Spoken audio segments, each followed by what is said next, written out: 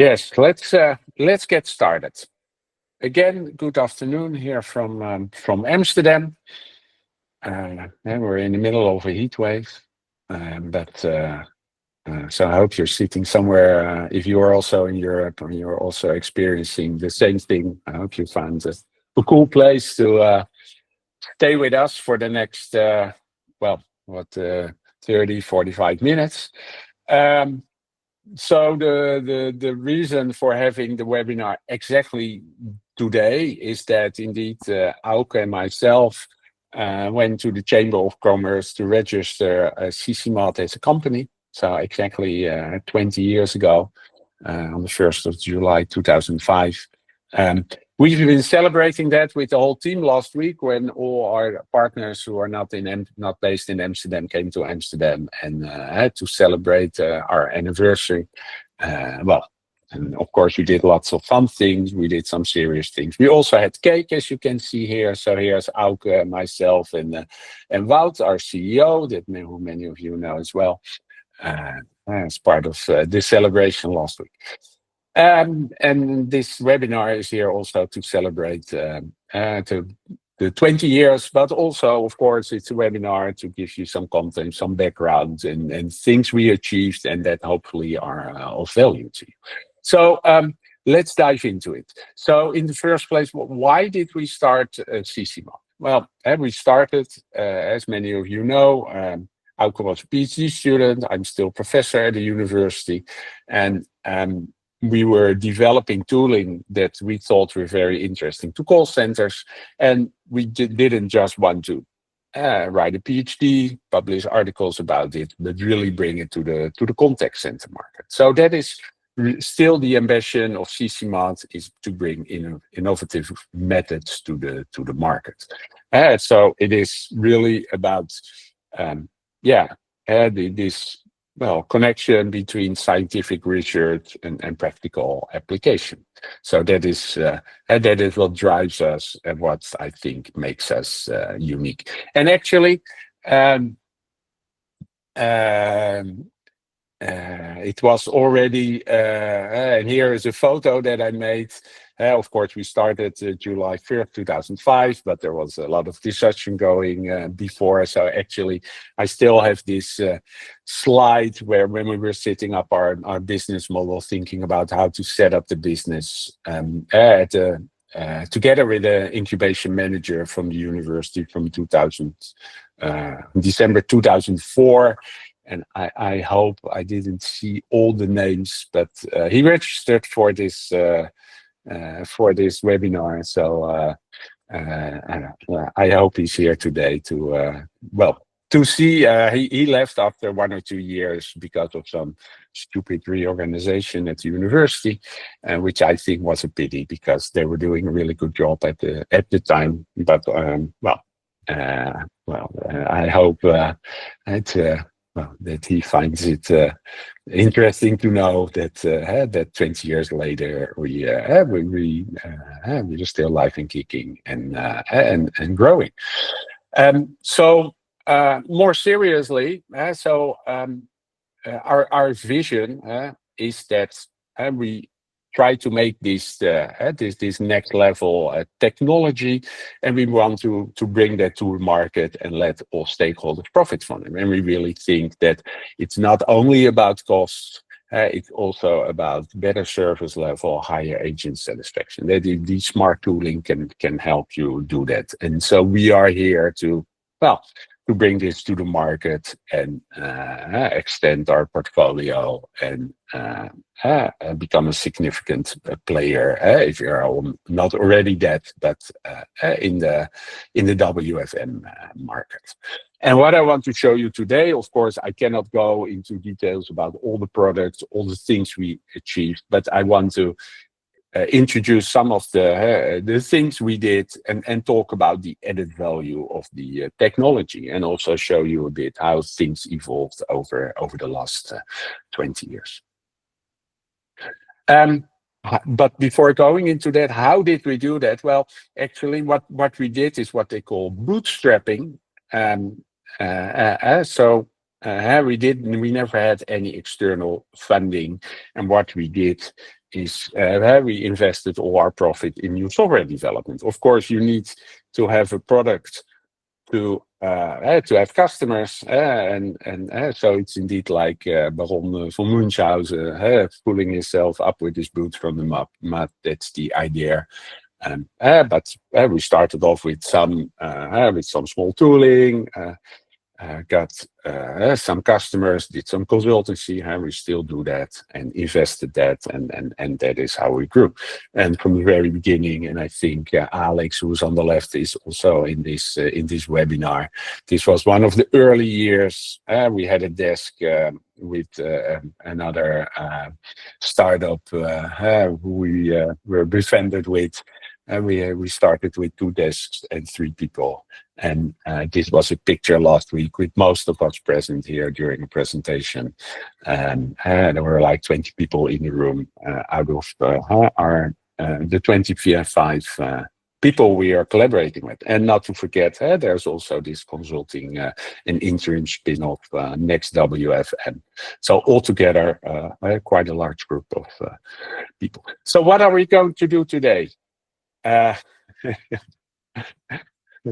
Yeah, it's your handwriting. Absolutely. Okay, good to see you.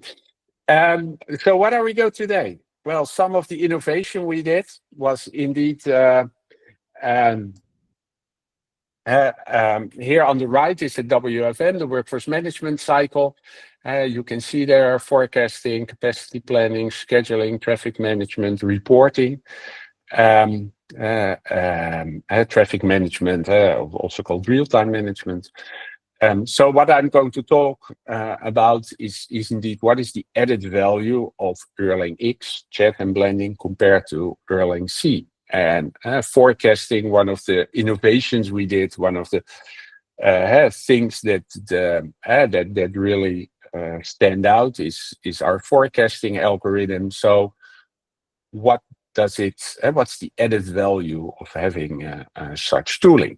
Same holds for scheduling. I will give more details about Erlang. One of the reasons is also that the last webinar was about forecasting. And recently we also talked a lot about scheduling, about our new version of our scheduling tool. But I will also give some details about that. And perhaps interesting to know that all these tools were there from the beginning. They're all in development for already 20 years. Yes, and indeed, on this flip over, more than 20 years ago, we were talking about, well, it's in Dutch, but we were talking about abandonments. Yes, and that's still, and we were talking about readouts.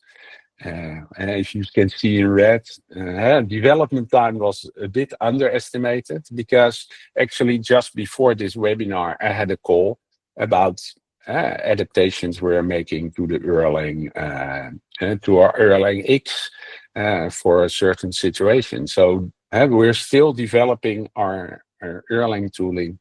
We're still adding functionality to our CC forecast. We're very much expanding the scheduling proposition with new tooling for adherence, real-time management, etc., which we call nowadays CC Suite. So indeed, in these very first years, and at the time Auke was the main developer, we developed the forecasting application, but with a super simple interface and not at all as powerful as the one we have today. Same holds for the scheduling engine. At the time, we only had the engines, and nowadays we have, of course, full tooling with a user interface, backend, etc., etc. Yeah. And again, today I want to give you a bit of background, but also talk about the added value of this tooling. Okay, let's dive a bit into technical details. Erlang, I've been thinking again with some of our people like Alex and Elena recently a lot about Erlang. A bit of background also for you. I guess most of you are familiar with at least Erlang C, but let's start from the beginning. So as you might know, Erlang C dates back to the Danish mathematician Erlang. In 1917, he invented the Erlang C. Of course, that doesn't fit one-to-one to the call center situation where you have, for example, abandonments. So there was some work in the scientific literature done on abandonments in the 80s and 90s. And what we did when we started CCmath is we call that Erlang X, but we added next to the abandonments readouts, finite numbers of lines. And one thing that we recently talking about again a lot are non-integer agent counts. Yes. And why would you like to have non-integer agent counts? And that is from a mathematical point of view, when we first started thinking about this was like an absurdity. You cannot cut an agent in two. So why would you have 12.5 agents? Well, of course, and many of you are very much aware of that, agents might be partially available. Yes, if you have 25 agents and the shrinkage because of coffee breaks and other types of breaks is 10%, well, you deduct 10%, then you have 22 and a half agents. Yes, okay, so you need calculation for these 22 and a half agents. And another reason is that if you do the inverse calculation, you say how many agents do I need for 80% service level, and then you add this 10% shrinkage. If you say, okay, I have the choice between just below 80 or just above 80 at integer numbers, then you kind of round to the upper number. So you round twice if you do that. Yeah, and to avoid that, it's better to have these non-integer fractional values, as we call it. And perhaps the most important reason is that we do capacity calculations with the average interval. And I want to give you a bit more detail about that. So if you do capacity calculations, like long-term calculations, how many agents or agent hours do I need? Well, in October, for example, in week 40 or something like that. Yes. Then, you want to do at this higher level these calculations. Now, theory tells us that the Erlang calculation should be done at the 15-minute interval because every interval is different. Yes, every interval has a different forecast. So you should do the Erlang calculations for the 15-minute interval.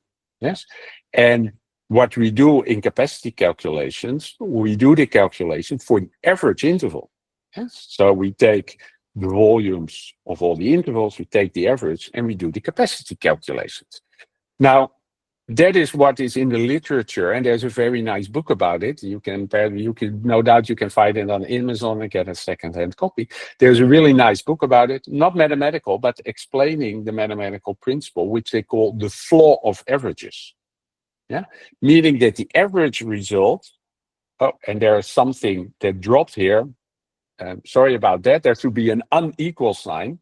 The average result is unequal to the result of the average. Yes. However, in Erlang, it gives surprisingly good results. And let me show you that. So I'll give you an example, and then I hope that my point becomes clear. What you see here, I've been experimenting a bit with, as you might know, many people use our Erlang tooling in Excel, but we have also versions for Python, for example. So I've been playing a bit with Python this weekend. And what you see here, very simple, it's actually Erlang C, nothing complicated, 4 intervals. Different forecast, average handling time, service level, and time to answer, the time you have to pick up. In this case, everything's in minutes, so 4 arrivals. So forecast of 4 per minute, average handling time of 5 minutes, 80% service level within 1 minute. Yes, and then you need 22.9 agents. Yes, so these are fractional, as you see. Now, if I take the average of these 4 intervals, yes, then I get 39.28. Yes, so that is the average of these 4 numbers.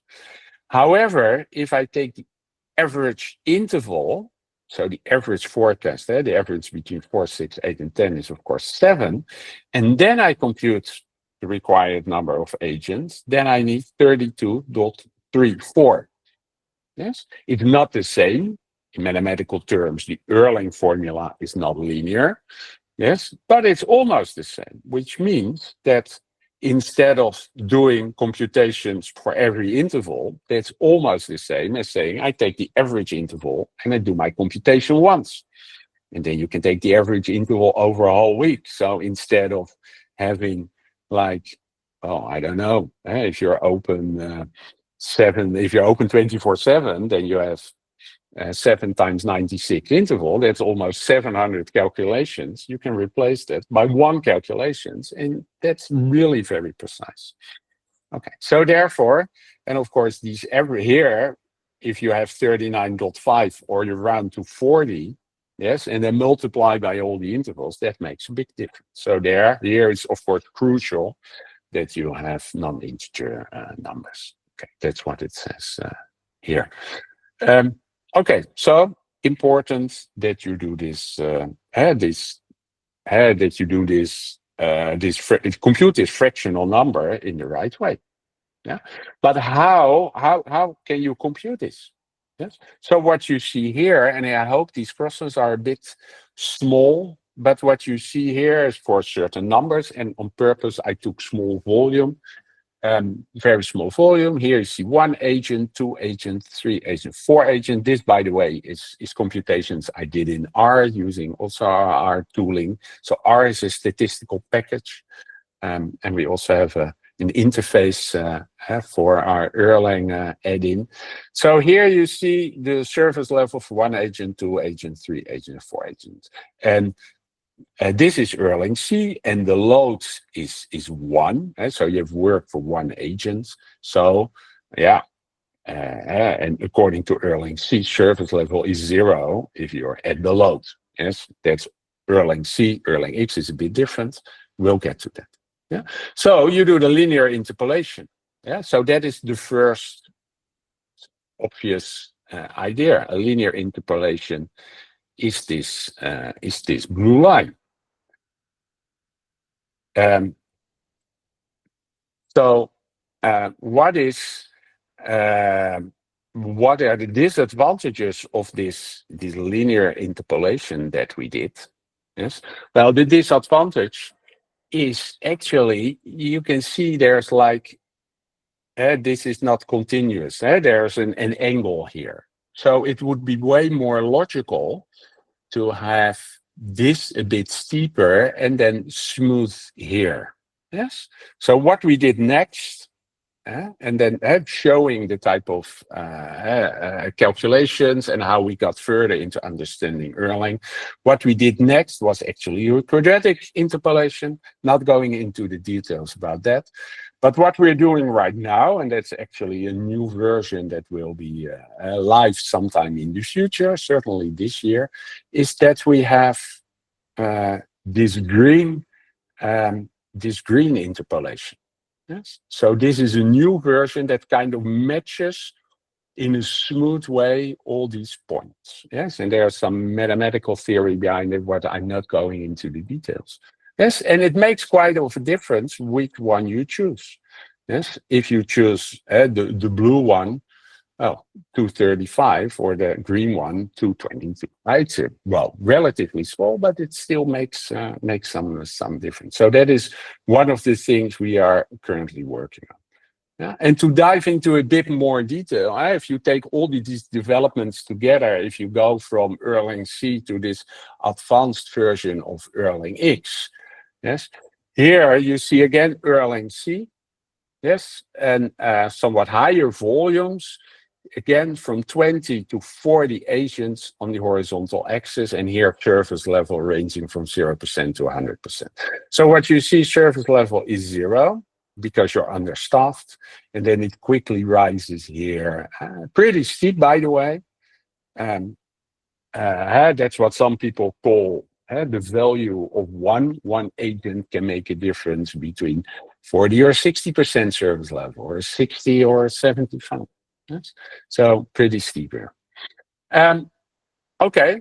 Now, if you do not do the rounding, with the integer values, and you're interested in the type of calculation we just did, if you want to go for 80%, then you have to take the value, which is above 80%. So you get this blue line, and I'll illustrate that in a second if you do not get that right away.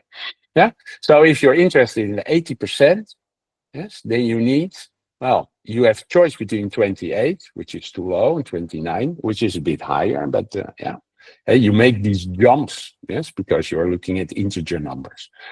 So you need 29 agents. Now let's compare this to a fractional Erlang X. So we add abandonments, and we do it fractional. So the green line is the service level under Erlang X. Yes? Well, there's quite a big difference between the blue line and the green line. If you would add readouts, it becomes a bit smaller. It depends also on the average patients that you choose. So it depends a bit on the parameters. But you see consistently that this green line is to the left of these red crosses of the blue line. And indeed, if you look how many agents do I need according to Erlang X, it's 26.3. So that is really a significant difference. If you would like to try that yourself and see what would be the difference in my case, so if I move from standard Erlang C to more advanced Erlang X, and it depends on things like readouts, average patient, and lots of other, some other parameters. You can actually do it yourself. We have what we call a savings calculator on our website. Then you can enter your weekly volume and some other parameters, and you can see what would be the difference in your case if you would move from Erlang C to Erlang X, what it would mean in starting. And of course, having abandonments and having these fractional numbers avoids the overstuffing that typically the Erlang C does, and saves a lot of agents. So talking about added value, and you can calculate that using this savings calculator. Okay, let's move on to forecasting. So this was my most technical part, and I hope you liked a bit the insights about rounding and adding abandonments and what it does to the staffing for the staffing volume. In a webinar that I gave 1.5 months ago, I talked about domain-specific algorithms. Of course, nowadays in forecasting, many people also from the machine learning, from the AI community enter, and next to the more traditional algorithms, people using forecasting, often in Excel nowadays, and many people are trying things in Python, data scientists using all the libraries that are available in Python. Yes, and that to a certain extent makes forecasting easier and better. On the other hand, data scientists, experienced data scientists believe that the domain knowledge, understanding what you're forecasting and adapting your algorithm to that is very important. Well, that's a point that I made during the previous webinar, so I won't go in all the details. All our webinars are online, so if you're interested, you can watch it back. So please do so if you're interested. Today, I just want to show you some small thing, and one example. And one of the things we did in our forecasting algorithm is smoothed intraday profiles. And let's illustrate this with these numbers. So what you see here in colors are the volume of a couple of, I believe these were Mondays in a certain call center. And so every color is a call center. Actually, this was data, 30-minute data. So we split it up in 15-minute interval. That's why you see every time twice the same number. But that's a detail, not important.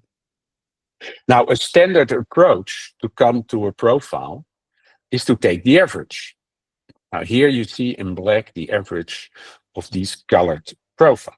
Yes, and this black profile is then used together with the volume that you forecasted for, let's say, next week, Wednesday, to make a forecast at the interval level. However, well, as you can see, there are quite a number of fluctuations. Yeah? And these fluctuations, they are just random. Yes, they won't repeat. Yeah, there will be fluctuations again next week, Wednesday, but of course at a different moment. Yeah, so this is what data scientists and statisticians nowadays call overfitting. Yeah, you're projecting the fluctuations here on the future. Yes,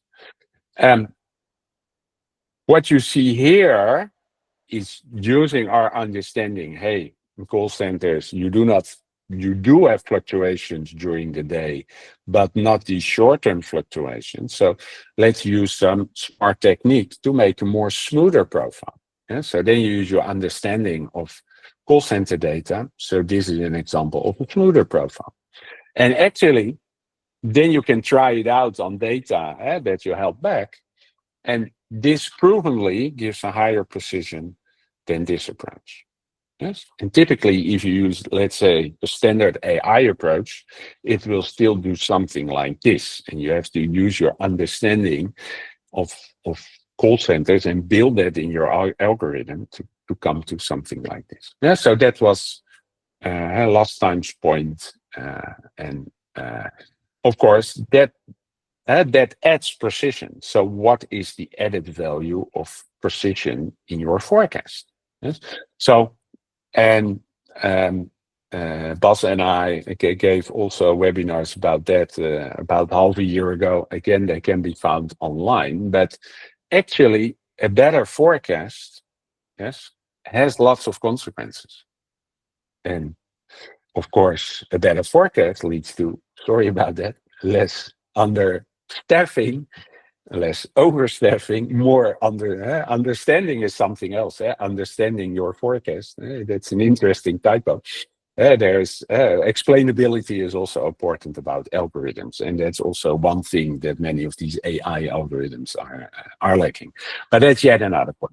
But a better forecast leads to less overstaffing and understaffing because your forecast is closer to reality, means that you need, of course, if you have less under and overstaffing, you need less adaptation, so you need less real-time management.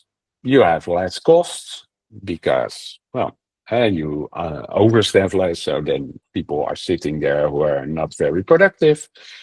Also, WFM costs. If people, you have more stable service level because you have less under and overstaffing. So your customers are more satisfied.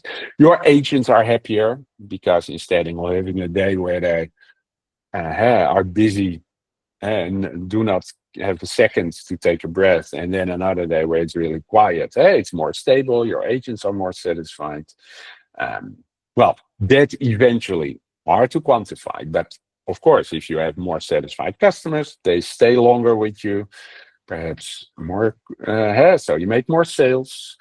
You have less churn because your agents are more satisfied, so you need less trainings, etc., etc. So actually, it's a whole cascade of consequences of having a better forecast. Yeah, so well, if you think about that, then you say, hey, it's a no-brainer to invest in a better software and to really quantify that. We also made a savings calculator for that. Now, some of these things are hard to quantify. Some of these things are not applicable to you if you, depending on your situation. But if you have an idea, and sometimes it's really small effects. If only 0.1 of your 1% of the customers stays because of a good experience. If you look at what that would mean to the company, that can really be really significant and already be a motivation to invest in better forecasting. Third point, scheduling.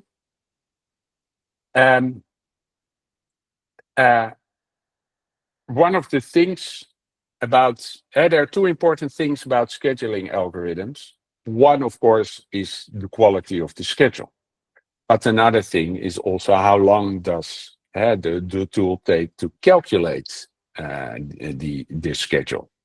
Yes, and to make that a bit clearer, and I'm sorry about the wobbly red efficient frontier, but so here I have this small plot on the horizontal axis, the quality of the schedule, and on the vertical axis, the speed of the execution. Yeah, so you want to be here, of course, because then high quality and high speed.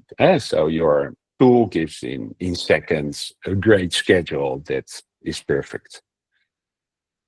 Uh, and Of course, every tool is somewhere on this in this on this small graph. Yeah. For example, there's a tool which is here. Yeah, that's not the best tool because it's not on the efficient frontier. What do I mean by the efficient frontier? These are really the best tool that have the best trade-off between speed and quality.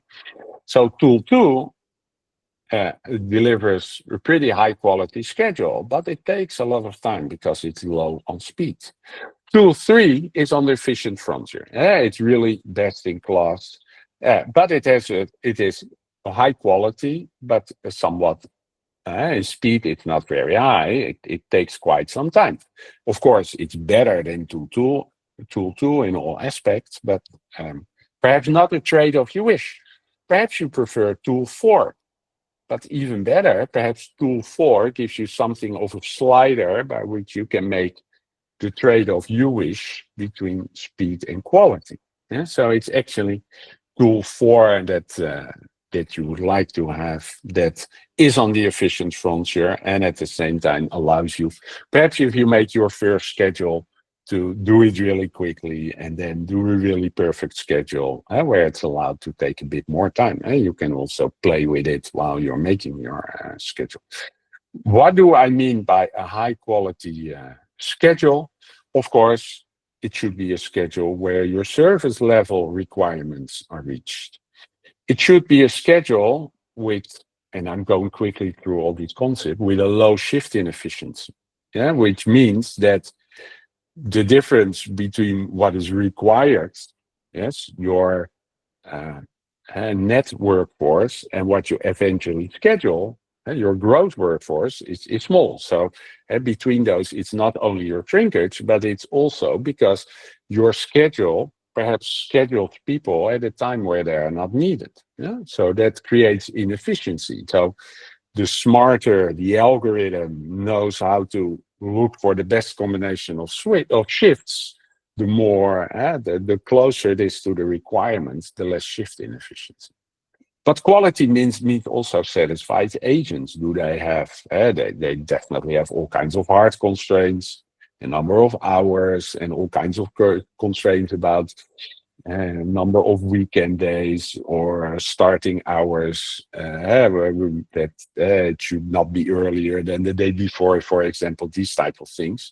Yes, so these are hard constraints, but there are also many soft constraints and what agents prefer to have, what they like to have. So that can be availability, it can be free on a certain day, but also lots of other things that determine the quality of shift, which makes for satisfied agents and also less churn, better quality of calls, etc. Also, quality means less manual adaptation. Some tools give schedules that do not satisfy the hard constraint of the organization, simply because they cannot be entered. And then manually you have to make changes to the schedule. Yeah? And all these things mean lower quality and lower quality and more costs and less satisfied agents, less satisfied customers. We do not yet have a tool to calculate savings, but definitely between different tools, between different algorithms, there are differences in quality and speed, and definitely not all tools are on the efficient frontier. So there also, I think there are huge differences in the value of different tooling. Okay, these were talking about value. The main things I wanted to tell you about. So I give a bit of. I showed you the different areas where we started off 20 years ago and where we are really still developing. And we started with the very first engine 20 years ago, scheduling engine, and now 20 years later. Actually, this spring we launched the latest version of CC Suite with scheduling, adherence in it, etc. Yeah, so, and I hope that I convince you that good tooling gives really added value. So, what's up for the next 20 years? So let's talk about a couple of things that are on a roadmap. And it's also our experience. It's very hard to give reliable predictions when it comes to software. But I've talked about this new Erlang version with this better interpolation, and the green line in one of the graphs I showed you. One of the things that is high on our list and that we are working on right now is good tooling for capacity planning. Of course, in your own Excel capacity sheets, you can enter our Erlang formulas, but we want to expand on our tooling. So this is one of the things that has been high on our list for already a couple of years. Of course, there are quite a lot of AI and especially machine learning already in our algorithms. Yes, so that's a mix of different techniques, and AI is part of that. Over the last year, 1.5 years, we have seen a huge, really generative AI becoming super important in call centers. You cannot open, well, the newspaper, but especially just today I saw a mailing list about call centers, about how agents are being replaced by chatbots and AI, live AI agents. So that is really impressive. You see a bit less influences in WFM, but of course, everybody is thinking about what can you do with it, and that's also something we are actively doing. So it's not just the machine learning and the AI in the algorithms. There are also other ways to make the life of a WFM also in our tooling better. So we are working on that. I cannot already tell you what exactly we're doing, but this is of course generative AI and working with AI agents that generate text and can speak, etc. That is something that we are working on as well. Something else, our real-time management functionality is something we are looking into. And so that is also, so these are some of the things, of course, not for the next 20 years, but for this year and next year and perhaps the year after. Definitely things we are working on. And actually, I want to ask you about your suggestions, because, of course, things we do, things we develop are being enormously influenced in what we hear back from our customers. And so, and prospective customers, and when we have a new customer for CC Suite, then we often have to develop certain new rules because different countries, different organizations have different work rules, the hard and soft constraint that I just mentioned. But I'm also very interested in what you think would be interested what we developed. So actually what I did, and to be honest, it's the first time I'm using this tool.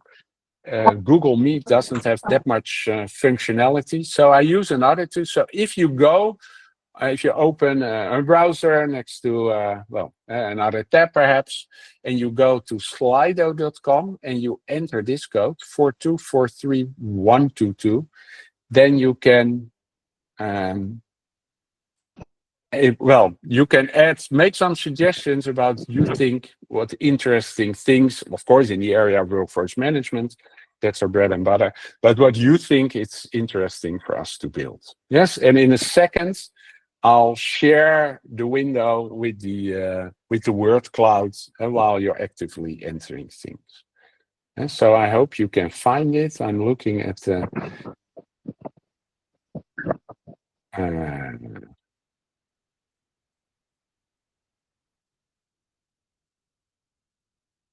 So if things go well, I see participants typing, so expect soon some words to appear in the word cloud. So keep it short.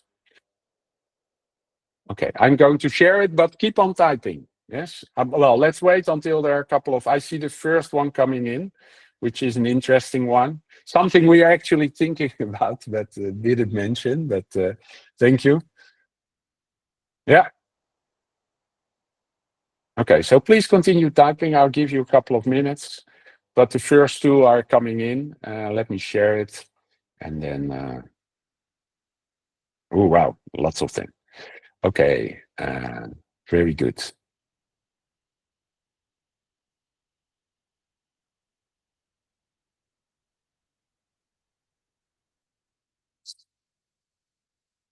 AI-enabled analytics, AI filter, in info, sieve, capacity management, as I said, back office.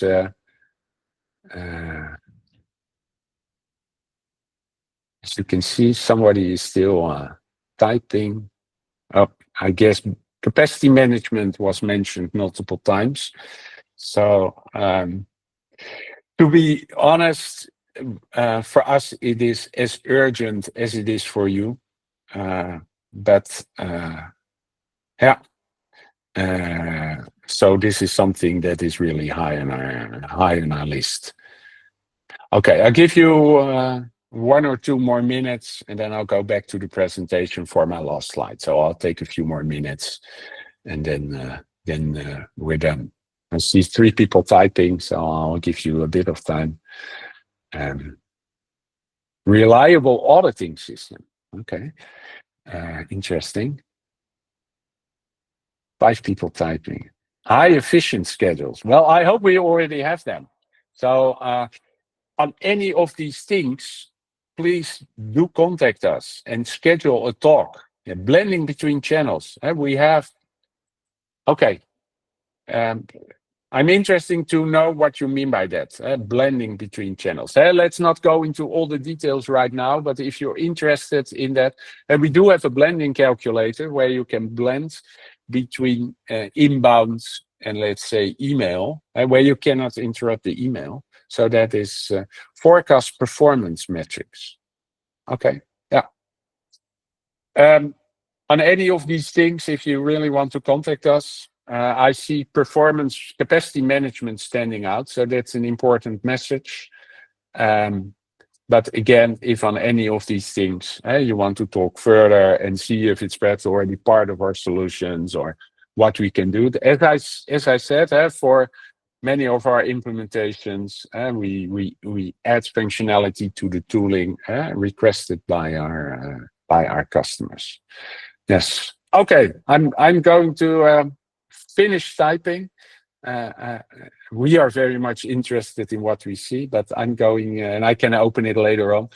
But I'm going back to the presentation for my last slide. I haven't learned how to integrate these things in my presentation, which would be possible, but I'm not a PowerPoint wizard. Oh, that's the wrong one. I'm taking the wrong. Sorry. It's this one. Okay. So this is, well, as I said, last week we celebrated our 20th anniversary. And of course, that was also the reason perhaps I should have a hat on and open a bottle of champagne. I don't have them. Thank you, Stefan. That is very nice. We can do it online. We have tooling for that. That's great. But we don't want it to end this session like this. We wanted to. Wow, it gets really fancy. We also wanted to do something more. So what we would like to offer to you to celebrate our anniversary is what, of course, something in the area of WFM. Of course, it's not as well. No bottle of champagne. Sorry about that. But what we want to do, we talked today about added value. Yes, and we think, of course, one of the things that is perhaps not really, should we bring more to the attention is the added value of advanced tooling. So to help you do that, most of you are WFM professionals. Yes, and added value is, of course, of importance to the decision maker. We were thinking, well, what could we do to assist you in making clear what is the added value of tooling? Not necessarily our tooling, but better tooling. How could you increase the value of your call center? So what we would like to offer is we want to three WFM added value, a return on investment calculation. What would it be? We would offer a scan in which we would take a couple of hours to talk online to the call center managers, contact center management, and the WFM team to get an impression of what tooling you're using, how you're doing, and perhaps do some very small data analytics if you think, hey, this is something you should focus on. And then we would deliver a report including these return on investment estimations. Yes. And in case that leads to, and again, that's of course not at all necessary, but if in case that leads to software, we, as we're 20 years old, we give a 20% discount on our on the list price of our software. So that is what we would like to offer to celebrate our anniversary. And I will be definitely interested in assisting that. And I know we talked about that. Bas Hoging is also willing to do that. And if needed, we'll get those people that can really handle the data to do that. So if you're interested, you see this bingo machine to the right. We will raffle that among those of you who are interested. And if you want to participate, we don't have a super fancy system, but just send the email to me or to Bas or even to support. And we'll make sure that, please do so this week. And then by the end of the week, we will, and I promise we will do it in the right way. We will select 3 of you. And I see Jesper is sending a link with the contacts that you can, where you can find these email addresses. Okay, we're approaching the end. If you have other questions, you know where to find us. Bas is also in this call and some other people, and there is a contact page on our website where you can find us. Okay, and with that, I would like to end this session and thank you for attending. It was perhaps a bit of an unusual session. Usually it's about one subject. But this was more, perhaps from the inside, what we think that's interesting things, what we think is interesting. But I hope that also translated into added value is relevant, because we do think that is one of the things that could be emphasized more. I want to show you one last time the word cloud. Because there are many more. Some of you are still entering things, so and there are more things. And again, if you want to contact us and talk further about it, you know where to reach us, and please let us know. And if there are still any questions, specifically perhaps about the content of today's webinar, we are very happy to answer them as well. And I don't know. You can put them perhaps in the chat. I see Toast, who has an interesting remark about peaks and which peaks have the highest impact. I don't know if there are any other questions today.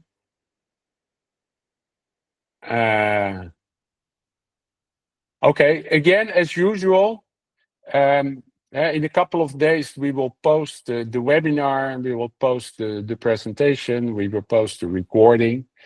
And we'll include also this word cloud so that you can, we'll add that, well, it's also in the recording, so you can see it anyway. Okay, thanks very much for joining us. From our side, we hope for another 20 nice years and new innovations, and I hope that you will stay on board with us and you'll be there for the next. Let's not talk about 20 years ahead, but for our next 5-year anniversary. Thanks a lot, and thank you for the wishes in the chat. And if you have questions, we are here still. But I would like to thank you all for attending, and see you at some other webinar or some other. Okay. Thanks very much. Bye-bye. Thank you.